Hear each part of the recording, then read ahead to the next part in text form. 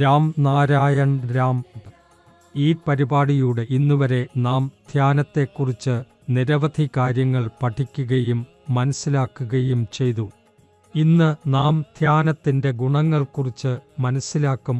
അതായത് ധ്യാനം ചെയ്താൽ നമ്മൾ എങ്ങനെ ഗുണങ്ങൾ നേടാമെന്നു. ഒരുപാട് ചിന്തിക്കൂ.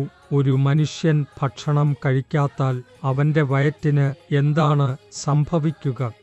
ഒരു വ്യക്തി പഞ്ചസാര കഴിക്കാത്താൽ അവനറിയാമോ മധുരം എങ്ങനെയാണെന്ന്? എങ്ങനെ ഒരാൾ ധ്യാനം ചെയ്യുന്നത് ആരംഭിച്ചാൽ അങ്ങനെയാണ് അദ്ദേഹം ധ്യാനം എന്താണെന്ന് മനസ്സിലാക്കുന്നത്. ശിഷ്യന്മാർ 100 വർഷം കൂടിയുള്ള ദൈർഘ്യത്തോടെ ജീവിക്കുന്നുണ്ടോ? അവർ ഭക്ഷണം പോലും കഴിക്കുന്നില്ല. എന്നാൽ അവർ എങ്ങനെ ഈ ദീർഘായുസ്സിൽ ജീവിക്കുന്നു? ഇതിൻ്റെ ഉത്തരം ഇതാണ്. അവർ ധ്യാനത്തിലൂടെയാണ് ഈ ദീർഘായുസ്സിനെ നേടുന്നത്. എന്താണെന്നാൽ ധ്യാനം ചെയ്യുന്നപ്പോൾ നമ്മുടെ വിശപ്പ് സ്വാഭാവികമായി കുറയുന്നു. അധികം പഠിക്കാൻ ആവശ്യമായില്ല. ഒരൊറ്റ വെട്ടത്തിൽ എല്ലാ കാര്യങ്ങളും ഓർത്തു നിൽക്കുന്നു. ഒരു സമയത്ത് ഭക്ഷണം കഴിച്ചാൽ അതിനാൽ തന്നെ മുഴുവൻ ദിവസത്തിനുള്ള പോഷണം ലഭിക്കുന്നു. ധ്യാനമാക്കുന്ന ആളുകൾക്ക് ഈ എല്ലാ അതിരുകൾ സ്വയം പാടുന്നത്. ധ്യാനത്തിലൂടെ നാം നമ്മുടെ മനസ്സിൻ്റെ അടിമയായി മാറുന്നു. ധ്യാനം ചെയ്യുന്നവർക്കാണ് ഒരിക്കലും ദോഷം ഉണ്ടാകില്ല. ധ്യാനം എങ്ങനെയാണ് ദൈവത്തിൻ്റെ ദാനം? ഇത് ചെയ്യുന്നത് സമയം, പണം അല്ലെങ്കിൽ ഊർജം ലാഭിക്കാൻ വേണ്ടി അല്ല. എന്നാൽ അത് വഴി നിങ്ങൾ സ്വയം കൂടുതൽ ഊർജപരിപാടി ആകുന്നു. ധ്യാനം ഒരു ചെറിയ വാക്കാണ്, എന്നാൽ അതിൻ്റെ അർത്ഥം വലിയതാണ്. ധ്യാനത്തെക്കുറിച്ച് സാധാരണയായി നാം ചിന്തിക്കുന്നത് 5 മിനിറ്റ് മാത്രം ധ്യാനം ചെയ്താൽ മതി എന്നാണ്. എന്നാൽ അങ്ങനെ അല്ല. ധ്യാനത്തിൻ്റെ ആഴത്തിലേക്ക് നിങ്ങൾ എത്ര തന്നെ ഇറങ്ങിച്ചെല്ലും അത്ര തന്നെ നിങ്ങൾ തന്നെയാണ് സ്വയം അറിയുന്നതും. നമ്മൾ മുമ്പ് പറഞ്ഞതുപോലെ ധ്യാനം ഒരു തരത്തിലുള്ള ശബ്ദ ഊർജമാണ്. ഓരോ വ്യക്തിയുടെയും ശരീരത്തിൽ 50,000 കോടിയുടെ ആത്മാകൽപ്പനകൾ ഉള്ളതാണ്. അവയെ ജീവകാരുണ്യമായി നിലനിർത്താനും സ്വയം ശക്തിയോടെ ആക്കാനും മരിച്ച ശേഷം മോക്ഷം നേടാനും ചിന്തനം നടത്തേണ്ടത് അനിവാര്യമാണ്.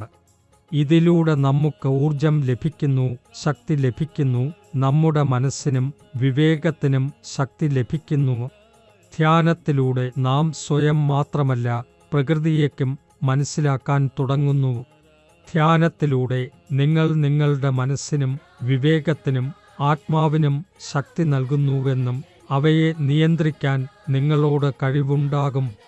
അതിനാൽ ഓരോ വ്യക്തിയുടെയും ജീവിതത്തിൽ ധ്യാനം നിർബന്ധമായിരിക്കണം.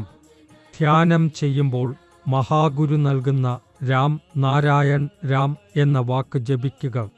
പിന്നീട് നിങ്ങളുടെ ജീവിതം എത്ര സന്തോഷകരമായിരിക്കും എന്ന് കാണാം. ഈ മന്ത്രവുമായി നിങ്ങൾ ബന്ധപ്പെടുമ്പോൾ നിങ്ങളുടെ ജീവിതം മാറി തുടങ്ങും. നിങ്ങൾക്ക് നിങ്ങളുടെ ജീവിത ലക്ഷ്യം കാണാൻ തുടങ്ങും. ഈ മന്ത്രത്തിൻ്റെ ജപത്തിന് പ്രത്യേകമായൊരു ചിതപ്രമാണം ആവശ്യമില്ല. നിങ്ങൾ നിങ്ങളുടെ ദൈനംദിന പ്രവർത്തനങ്ങൾ ചെയ്യുമ്പോൾ പോലും ഈ ജപം നടത്താം.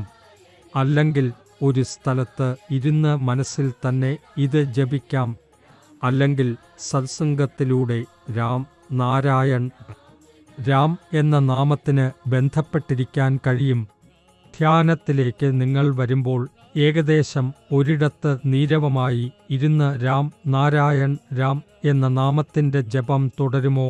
ശ്രദ്ധയോടെ ഇത് ചെയ്യുകയും ചെയ്യുക. രാം നാരായൺ രാം നാമത്തിൻ്റെ പ്രത്യേകത ഇതാണ്.